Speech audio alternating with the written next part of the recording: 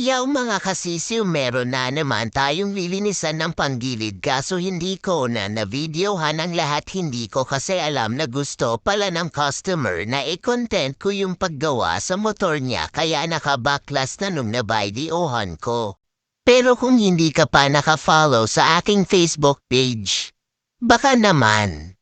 Dito ay kung mapapansin ninyo sinusuli ko na yung mga pyesa dahil huli na kasi nung na-videohan ko kaya mahikli na lang yung video. Buti na lang may natira pang lilinisin kaya pwede ng pagtsaga ng content ko.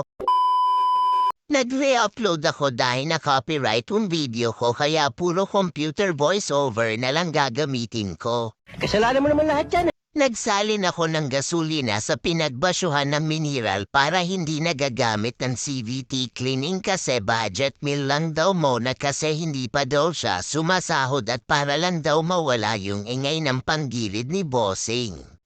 Okay lang naman na panglinis yung gasolina kasi hindi pa nayuyuso yung CVT cleaning gasolina lang din naman ginagamit ng lahat ng mga mekaniko.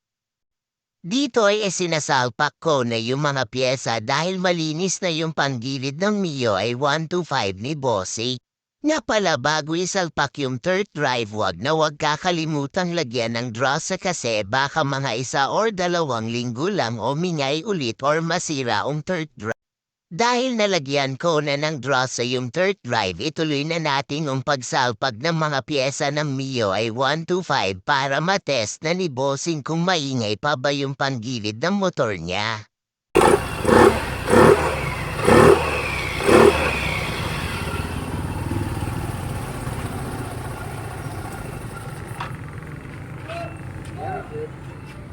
Dahil satisfied na si Bossing isasalpak na rin natin yung takip ng panggilid ng Mio ay 125 nang magamit na ni Bossing sa trabaho.